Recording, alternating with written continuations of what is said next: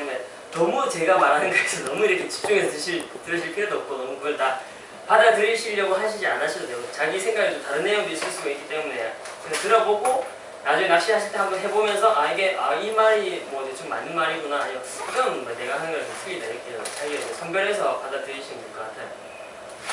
일단 우리가 이제 주로 하는 필드 자체가 동해 남북권 좁게 보면 부산이지만 거의 뭐 울산이나 포항까지도 사실 우리가 갈 수 있는 포인트에 다 들어있어요. 그래서 이 동해 남부의 농어 낚시의 특징은 이제 막 지금 트렌드가 막 이제 올라오고 있는 상태야. 농어루어가 되는구나. 물론 농어루어 자체를 하는 건 되게 오래됐죠. 뭐 70년대 이전부터 농어루어는 계속 해왔으니까. 근데 지금이 우리가 생각하는 제대로 된 농어 낚시, 전문적으로 하는 농어루어가 이제 그런 레벨까지 올라온 건 한 3년?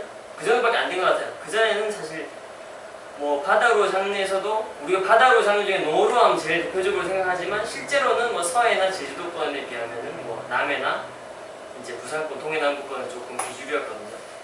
그나마 이제 부산에서 농어를 하는 데가 네버랜드였는데 그 안에서도 한 3년 전까지만 해도 되게 비주류였어요. 한 사람은 정작 얼마 없고 아는 사람만 뽑아먹는 그런 낚시였거든요. 근데 지금은 작년에 농어가 워낙 많이 나왔기 때문에 울산이든 뭐 포항이든 부산이든 남해권에서도 되게 많이 나와서 지금은 뭐 포항이나 울산, 남해 가면 정말 많은 사람이 농어를 해요. 지금 이제 올해 아니면 작년에 이제 시작하시는 분이죠. 그렇기 때문에 아마 부산도 마찬가지로 올해 뭐 내년 지금 뭐 3년 후까지도 보면 계속 이제 올라갈 거예요. 이 농어가 이제 열기가. 그런데 지금 부산 같은 경우는 아직까지 포인트가 많이 개발이 안 돼 있죠. 지금 포인트가 개발된 데를 가보면은 거의 대부분 뭐 차 타고 주차하고 나서 한 5분 이내로 걸어가서 이렇게 던지고 정말 편하게 할 수 있는 포인트가 대부분이에요. 그 말 자체가 포인트 자체가 지금 많이 개발이 안 됐다는 말이거든요. 그렇기 때문에 뭐 2년 전, 3년 전에는 뭐 경쟁이 없었기 때문에 그 포인트 혼자 들어가서 낚시할 수도 있고 아니면 뭐 들어가기 무서우니까 전화해서 뭐 같이 들어가자 이런 분위기였는데 지금은 웬만한 포인트에 가면 이미 다른 사람이 다 하고 있어요. 주말에는 뭐 설 자리도 없을 뿐더러 주중에 가도 뭐 이렇게 사람이 많아서 낚시할 자리가 제대로 없는 그런 상황이거든요. 뭐 사람이 없는 포인트에 들어갔다고 해도 이미 고기를 다 잡아가 두거나 그런 데가 많아서 지금은 약간 지금 개발된 포인트로는 지금 부산이나 동해 남부의 농어 열기를 따라가기 힘들 것 같아요. 그래서 포인트를 많이 개발하셔야 될 것 같은데 그건 아마 뭐 여러분들이 이제 뭐 많이 나올 것 같은데 지금 이제 우리가 농어를 지금 6월 정도니까 보통 농어루어 시기라고 보면은 부산 같은 경우는 한 3월에서 12월까지를 보시면 돼요. 이제 그 중에서 제일 피크는 5월에서 11월. 그 중에서도 정말 누구나 가서 바다에서 루어를 던지면 낚을 수 있는 건 이제 또 오는 장마철. 장마철에는 정말 마리수 낚시가 되거든요. 근데 씨알은 약간 좀 줄어드는 경향이 있지만 정말 재미있게 낚시를 할 수 있는 게 뭐 장마철이에요. 보통 이제 5월에 보통 농어를 시작해서 10월이면 대충 이제 마감을 짓지만 11월에도 농어가 낚이고 12월에도 실제로 농어가 낚여요. 그거는 이미 뭐 우리 볼라구어를 하면서 히트되는 농어의 어떤 기치수만 봐도 알 수 있고 가까운 포항 같은 경우에는 겨울에도 지금 농어를 하거든요. 한겨울에 농어를 하기 때문에 약간의 수온차가 있다고 하더라도 부산도 12월과 3월에도 농어가 될 수 있습니다. 약간 확률은 떨어지지만 뭐 나름대로 의미는 있다고 생각하고 그 시기에 하는 게 지금 이제 뭐 농어루의 이제 가장 기본은 누구보다 농어를 많이 잡고 싶으시면은 낚시하는 시간을 줄이셔야 돼요. 그게 무슨 말이냐면 낚시하는 시간을 줄이고 출조하는 횟수를 늘려나가야죠. 한 포인트에 가서 몇 시간을 던진다고 해서 안 나오는 농어가 낚이는 거 아니거든요. 이제 좀 이제 집중적으로 물때를 본다면 뭐 초날물에 집중해서 낚시를 한다든가 아니면 시간으로 따지면 해질녘, 해 뜰 때 새벽에 아무래도 확률이 높은 시간에 가서 정말 짧은 시간, 또 1시간만 던지더라도 가장 확률 높은 시간에 가서 하고 안 되면 빨리 철수를 하든지 포인트를 옮기든지 그렇게 해야지 농어는 한 포인트에서 찢은다고 해서 그 고기가 나오는 고기 아니에요. 물론 그렇게 해서 잡힐 수도 있지만 그렇게 해서 찢는 것보다는 최대한 빨리 움직여서 농어를 낚아내는 게 더 효율적이기 때문에 앞으로 농어 낚시를 하시더라도 가능하나 이제 자기가 스케줄이 되는 범위 내에서 자주 가시고 대신에 한 포인트에서 너무 오래 있으시지 마시고 그렇게 낚시하시는 게 조금 더 한 마리라도 낚는 그런 뭐 확률이 높아지겠죠. 지금 뭐 이제부터 장비에 대해서 대충 설명해 드리겠는데 이건 약간 좀 따분한 얘기일 수도 있어요. 근데 장비에 대해서 잘 안다고 해서 고기를 많이 낚을 수 있는 것도 아니지만 그래도 기본은 알아야 된다고 생각하는 거거든요. 제가 생각에. 그래서 지금 농어 이제 루어 낚시의 길이의 기준 이제 9피트를 잡는데 예전에는 이 길이가 더 길었어요. 선상이 아니고 갯바위에서는 9피트면 좀 짧지 않나 이런 말이 대부분이었는데 지금은 합사를 쓰기 때문에 우리가 미노우 자체도 성능이 되게 많이 개량이 됐어요. 중심이동 방식이라든지 그런 게 많이 개량이 돼서 9피트의 합사를 쓰면은 일반 갯바에서 우리가 비거리가 어떻게 좀 모자라서 더 긴 로드를 써야겠다라는 생각을 많이 안 들게 돼요. 물론 9피트보다 더 길면은 비거리는 더 나가겠지만 거기 손해보는 것도 많기 때문에 9피트를 가장 기본으로 쓰시면 되고 8.6 정도도 괜찮아요. 뭐 그 정도 쓰시면 되는데 물론 이제 포인트에 따라서 이건 비거리의 문제가 아니라 포인트가 되게 험한 포인트가 있을 수가 있어요. 뭐 앞에 여가 있거나 아니면 캐스팅하는 이게 장소가 양옆으로 좁아서 농어를 히트했을 당시에 파이팅이 좀 힘든 그런 포인트에서 농어 로드 길수록 랜딩 확률이 올라가겠죠. 아무래도 슬림을 더 이제 피할 수도 있고 농어를 다루는 게 쉽기 때문에 그렇게 해서 이제 뭐 농어 길이가 길어지면은 그런 어떤 랜딩 확률은 높아지지만 캐스팅 비거리 자체는 그렇게 뭐 어느 정도의 장점이 있다고 하더라도 거기에 따른 너무 좀 불편한 점이 많기 때문에 9피트를 기준으로 보시면 될 것 같아요. 랜딩 확률에 대해서 뭐 말씀드렸지만 처음에 이제 농어를 아직 못 잡아보신 분들이 하는 실수가 뭐냐면 농어 포인트에 들어가서 캐스팅을 하신단 말이에요. 근데 문제는 뭐냐면 아무 생각도 없이 캐스팅을 하세요. 정말 좋은 포인트에서 캐스팅하면은 분명히 농어가 물 확률이 높다는 말인데 농어를 낚시를 잘하는 사람은 농어가 히트한 다음에 랜딩할 곳을 항상 보아두거든요. 근데 포인트에 들어가면 항상 여기서 히트를 받았으면은 여기서 이쪽에서 랜딩을 해야지.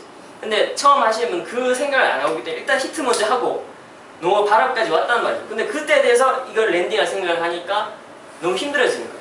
그럼 내가 자기 랜딩 안 되면 주위 사람들 뭐 도움을 청하든 이렇게 하면 되겠지만 그게 뭐 말처럼 쉽지 않은 일이니까 또 농어는 발 앞에 있을 때 되게 많이 털리거든요. 발 앞에 있을 때 장력을 잃기 쉽기 때문에 발 앞에 있을 때 되게 많이 털릴 수가 있기 때문에 항상 캐스팅 하시기 전에 어디 포인트를 하시든지 랜딩할 장소를 미리 봐두셔야 돼요.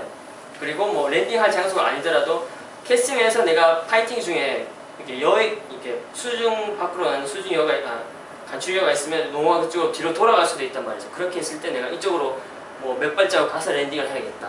아니면 이렇게 동선 같은 것도 보시고 밤에는 이제 위험하니까 그런 것도 보시고 낚시를 항상 하셔야 돼요. 좋은 포인트일수록 첫 번째 캐스팅에 농어가 물기 때문에 한 3번 캐스팅 이내에 농어가 물거든요. 그러니까 항상 던지기 전에 누가 옆에서 던지려고 하더라도 항상 랜딩할 장소 아니면 이제 파이팅 도중에 내가 움직일 수 있는 장소를 확보를 하고 낚시를 하셔야 돼요. 그렇게 하는 게 마지막에 이제 랜딩을 할 수 있는 그런 어떤 확률이 높아지겠죠. 일단 그리고 농어 로드 같은 경우는 파워하고 이제 액션을 뭐 어떤 로드든지 마찬가지겠죠. 그걸 이제 잘 선택을 하셔야 되는데 파워 같은 경우는 우리 동해 남부권에서 하는 낚시는 한 20g 정도의 미노를 뭐 가장 편하게 캐스팅할 수 있는 그 정도의 파워, 그 정도면 딱 적당한 것 같아요. 이거는 뭐 제 기준이 아니라 모든 사람이 거의 뭐 동의하는 내용이라고 할 수 있거든요. 왜냐하면 동해 남부에서는 뭐 특정 포인트에서 낮에 하는 경우가 아니라 거의 바이브레이션을 쓰지 않습니다. 거의 미노를 쓰기 때문에 뭐 20g 정도의 미노를 쓰기 때문에 거기에 적합한 파워를 쓰시면 돼요. 뭐 그 파워는 회사마다 뭐 미디엄 라이트 정도 급이기도 하고 라이트 급이 정도기도 하는데 그건 이제 회사의 기준이기 때문에 실제로 우리가 사용해 봤을 때 적절한 그 정도 파워를 쓰시면 되고요. 그 다음에 액션 같은 경우에는 여기 계시는 분들은 거의 대부분 이제 구별하시는 거예요. 파워랑 액션은 틀린 거거든요. 지금도 낚시책을 보든 뭐 TV를 보든 많은 사람들이 미디엄 라이트 액션이라고 말하죠. 그건 정말 말이 안 되는 소리고 미디엄 라이트 파워, 그건 파워를 말하는 말이고 액션은 이 휘미세를 말하는 말이거든요. 테이퍼라고 말할 수 있죠. 테이퍼 같은 경우에는 뭐 패스트 테이퍼, 슬로우 테이퍼라고 하는데 테이퍼 같은 경우는 이 휘미세라기보다는 정확히 말하면 이 경사도를 말하는 거죠. 무슨 말이냐면 손잡이 부분은 굵고 초리대 부분은 가늘게 돼 있잖아요. 이게 경사가 급하면은 패스트 테이퍼고 그 다음에 이게 완만하면 슬로우 테이퍼. 물론 그렇게 되면 당연히 패스트 테이퍼일수록 앞쪽이 많이 휘고 슬로우 테이퍼일수록 전체적인 힘세를 가지겠죠. 비슷한 힘세를 가지니까. 그 차이인데 뭐 테이퍼든 액션이든 거의 비슷하게 쓰시면 된다고 생각해요. 그래서 뭐 기준은 뭐 거의 농어 낚시에서는 레귤러 테이퍼를 쓰느냐, 레귤러 액션을 쓰느냐 아니면 패스트 액션을 쓰느냐 이게서 왔다 갔다 하는데 슬로우 정도 밑으로 내려오는 로드는 뭐 농어 로드는 없는 것 같아요. 거기 이제 약간의 쓰기 힘드니까. 근데 그거를 이제 액션을 선택하실 때 중요한 점이 뭐냐면 캐스팅하는 성능과 파이팅하는 성능을 나눠서 생각하셔야 돼요. 무슨 말이냐면은 우리가 루어를 멀리 보내기 위해서는 두 가지 방법이 있는데 로드의 스윙 스피드를 빨리 하느냐, 로드의 스윙 스피드를 빨리 해서 루어를 이렇게 멀리 보내느냐 아니면 루어가 받는 힘이 받는 시간을 오래 두느냐, 스윙하는 시간을 길게 가져가서 멀리 던지느냐 그 두 가지 방법이 적절하게 갖춰져야 되거든요. 아무래도 패스트 액션은 스윙 스피드는 빨리 낼 수가 있죠. 대신에 로드에 힘이 받는 시간이 스윙 스피드는 빠르지만 받는 시간이 너무 짧아요. 그래서 뭐 패스트로 갈수록 그래서 좀 약간 비거리가 손해보는 면이 있어요. 그리고 뭐 슬로우나 이건 레귤러 같은 경우에는 스윙 스피드가 안 나죠. 워낙 장거리니까. 그렇기 때문에 루어를 많이 못 보내는 경우가 있죠. 그래서 보통 보면은 레귤러에서 한 레귤러 패스 정도. 스윙 스피드도 어느 정도 스윙 스피드가 나고 그 다음에 로드가 루어에 힘을 보내는 받는 시간을 좀 길게 하는 그 정도 선에서 맞춰줘야지 비거리가 적절하게 날아가거든요. 대신에 이제 파이팅 같은 경우에는 슬로우 액션이 파이팅이 유리해요. 그거는 뭐 송어 낚시 로드들이 거의 대부분 슬로우 액션에 갖는 거하고 같은 이제 맥락인데 아무래도 이제 패스트 액션 같은 경우에는 로드 힘새가 적기 때문에 장력을 잃기가 쉽죠. 순간적인 움직임. 패스트 같은 경우. 슬로우 같은 경우는 이렇게 많이 휘어져 있기 때문에 농어가 어느 움직임에도 뭐 로드가 다 힘을 다 먹어줘요. 뭐 한 예로 들면 우리 찌낚시를 해보면 찌낚시 때는 거의 장력을 잃는 경우가 거의 없잖아요. 항상 로드가 휘어져 있으니까. 대신에 뭐 에깅 로드 같은 경우는 뭐 순간적으로 에깅 로드 농어를 걸어보면 알겠지만 순간적으로 장력을 잃어서 반이 털리는 경우가 있기 때문에 그런 어떤 파이팅 성능을 위주로 한다면은 이런 슬로우 쪽, 슬로우 로드는 농어 로드 없지만 레귤러 쪽에 가까운 쪽. 그리고 캐스팅 성능을 하는 레귤러보다 약간 더 패스트 쪽, 레귤러 패스트 이 정도를 이제 적절하게 자기의 어떤 낚시하는 스타일, 캐스팅하는 스타일이나 파이팅하는 스타일에 맞춰서 선택을 하셔야 돼요. 뭐 이제 농어가 잘 털린다는 건 다 대부분 다 아실 거예요. 정말 농어는 털리느냐 안 털리느냐 싸움이에요. 해보면 농어 크기 작든 뭐 크든 그간에 농어를 털리지 않고 내 발까지 어떻게 랜딩하느냐 그런 차이거든요.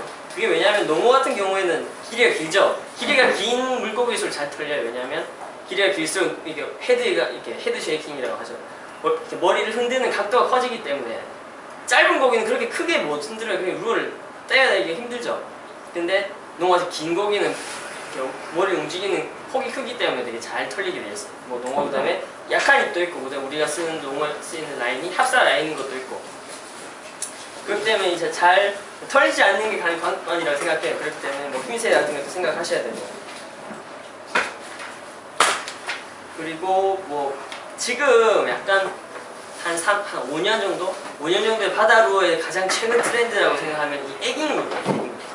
그 전에 에깅 로드가 바다 루어의 어떤 로드들은 에깅 로드가 나오기 전에 로드들과 에깅 로드가 나온 후에 로드로 이렇게 나누어 볼 수가 있거든요. 그게 무슨 말이냐면은 처음에 에깅 로드가 나왔을 때 정말 충격이 됐어요.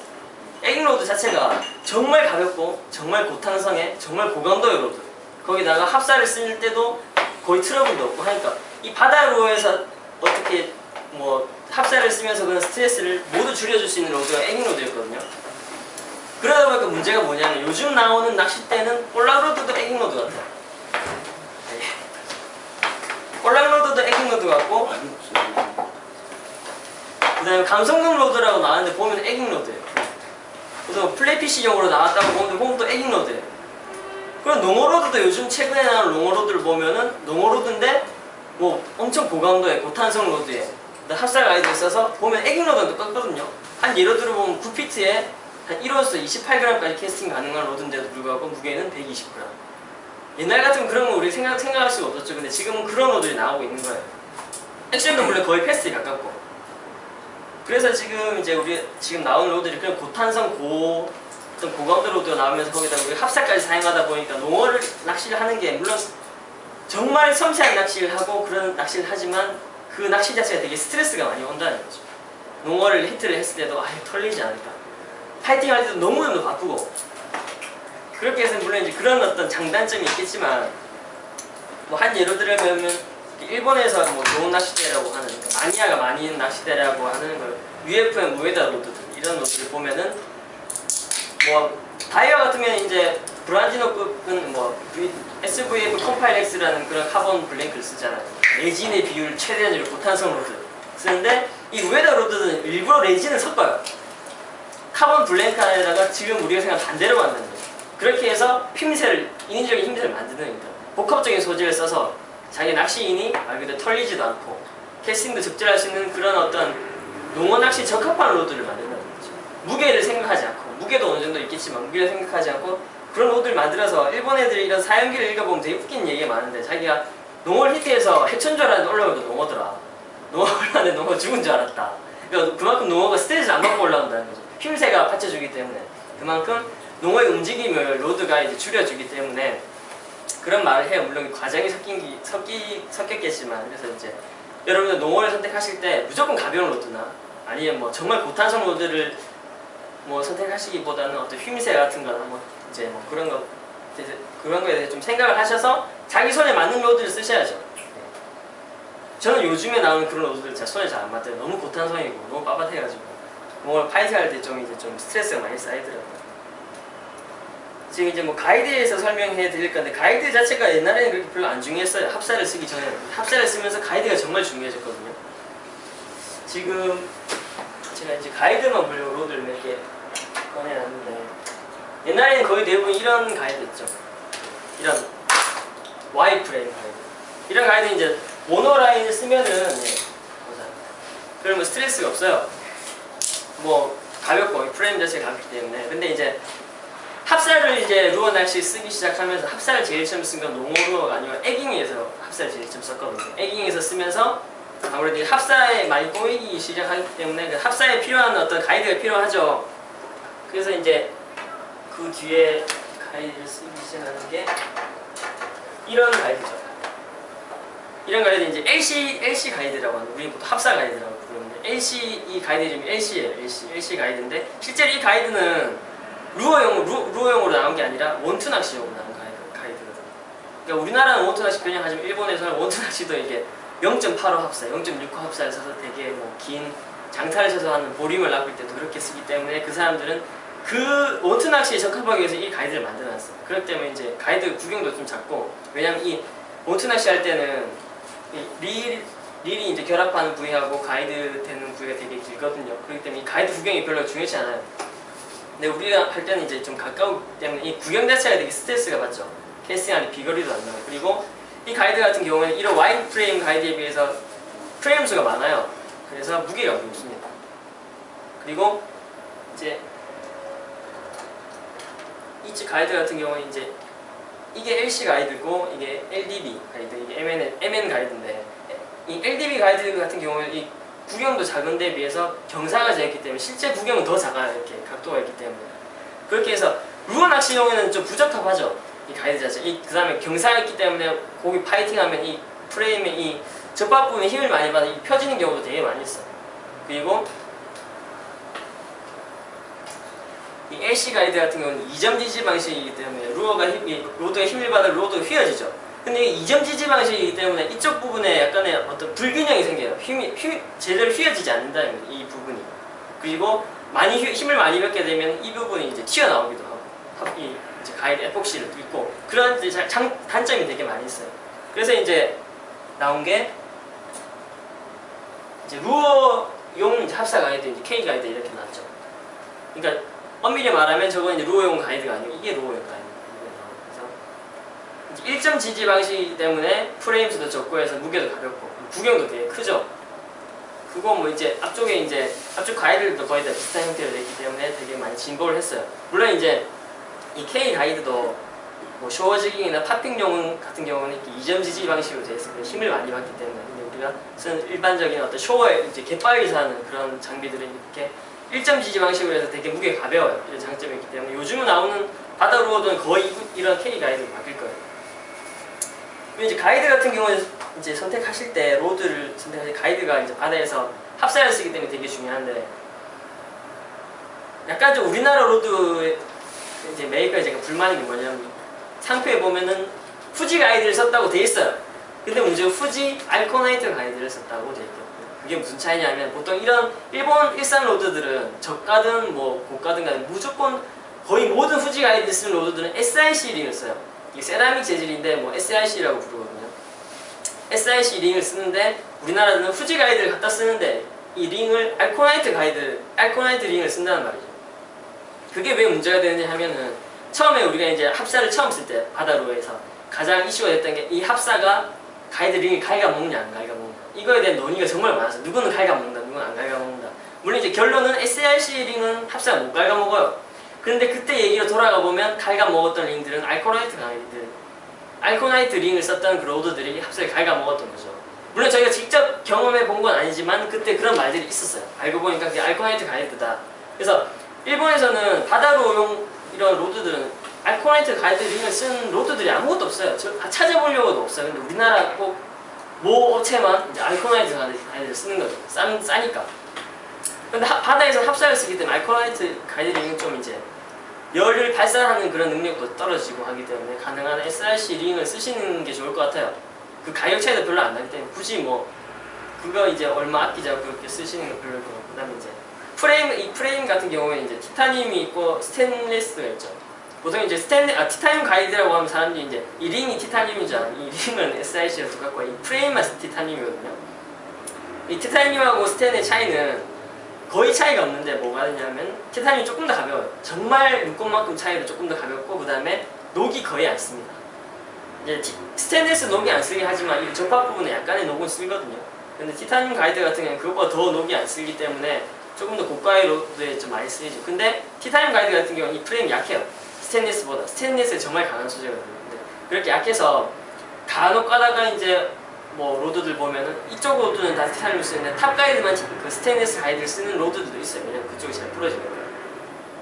그래서 있는데 뭐 스테인리스 티타늄 가이드도 뭐 괜찮긴 한데 제가 생각에는 스테인리스 프레임 가이드만 쓰셔도 낚시하는데 거의 지장이 없을 거라고 생각하기 때문에 뭐 그게 어떤 낚시에 대해서 큰 영향을 끼치지는 않는다고 생각해요.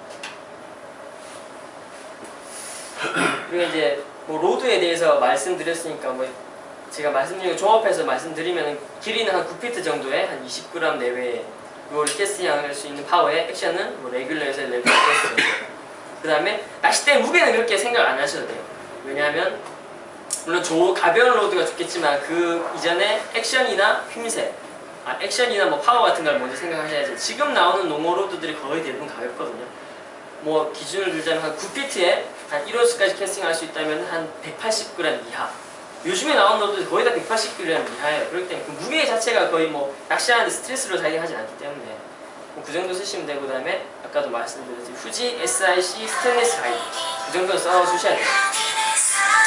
그리고 이제 뭐 이건 약간 좀 부가적인 거지만 낚시를 하실 때 로드의 밸런스에 대해서 많이 생각하시잖아요. 처음에 입문하시는 분들을 제일 처음 생각하는 게 로드와 릴의 조합 이런 걸 되게 신경 쓰시더라고요. 사실은 낚시할 때 그렇게 많이 작용을 안 하는데 처음 입문하시는 단계에서 그걸 생각할 단계는 아니죠. 로드의 밸런스, 이 로드 뭐 밸런스가 맞네, 뭐 이거는 사실 중요하지 않지만 낚시하다 보면 그 밸런스에 대해서 많이 생각하게 돼요. 그게 이제 밸런스 농어 로드 같은 경우는 그 밸런스에 대해서 많이 생각하게 되는 게 이 리어 그립의 위치거든요. 이 리어 그립에 따라서 되게 밸런스 차이가 많이 나요. 그래서 캐스팅할 때 이거는 뭐 다음에 현장에서 이제 제가 설명해 드릴 수도 있는 건데 캐스팅할 때 오른손도 중요하지만 왼손이 당기는 힘도 되게 중요하거든요. 농어 캐스팅, 투핸드 캐스팅은 오른손으로 내리는 힘만으로는 롤을 멀리 보낼 수가 없어요. 그렇기 때문에 캐스팅 하면서 오른손이 이렇게 당겨주는 이 힘이 받쳐줘야지 민호를 멀리 캐스팅할 수가 있는데 사람마다 팔 길이가 다양하고 신체도 다양하기 때문에 이 리어 그립 자체가 사람마다 좀 차이가 많이 있을 수 있어요. 적합한 그걸 이제 약간 보충해 줄 수 있는 게 만약 내가 생각해 리어 그립이 좀 짧다 그러면은 리어 그립을 이 엄지와 검지만으로 잡아도 돼요. 그래서 이렇게 해서 캐스팅해도 충분히 비거리를 낼 수가 있거든요. 만약 너무 길다 그러면 거의 풀로 잡고 이렇게 하면 좀 짧아진 느낌이 들겠죠. 이렇게 해서 캐스팅할 수 있고 이렇게 해서 약간의 조절을 할 수 있지만 뭐 어느 정도는 자기 몸에 맞아야겠죠. 그래서 리어 그립 같은 것도 생각해 보시면은 로드의 밸런스 같은 것도 되게 좀 잡으실 수가 있어요. 간혹 보면 이제 뒤에서 이제 연장해서 드는 그런 도구들도 있거든요. 리어 그립 연장해 주는 그런 것도 한번 생각해 보시면 돼요. 이제 릴 같은 경우에는 약간 뭐 릴은 뭐 어떤 릴을 쓰셔도 되는데 이제 약간 처음에 낚시를 하시는 분들이 되게 오류가 있는 이 드랙력에 대해서 좀 잘못 생각하시는 게 되게 많거든요. 예를 들면 예전에 제가 한번 봤던 글인데 세리테이트가 처음 나왔을 때 이야기. 세리테이트가 처음 나왔을 때 자기가 이제 베스 낚시를 하시는 분인데 세리테이트 2,500번을 샀대요.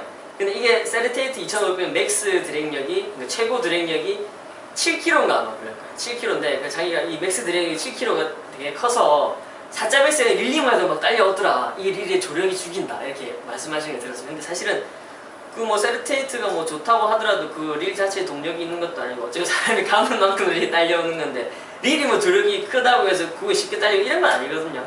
오히려 약간 이런 것도 있어요. 선상 낚시를 하시다 보면 큰 스피닝 릴을 쓰는 경우가 있죠. 큰 스피닝 경우에 오히려 릴링이 힘들어요. 왜냐하면 릴링 한 번 할 때마다 감기는 줄의 양이 많기 때문에 뭐 자동차로 따지면 약간 고단 기어를 넣었을 때 그런 거랑 비슷한 거죠. 한 번 릴링 했을 때 줄이 많이 올라오기 때문에 오히려 릴링이 더 힘들어져요.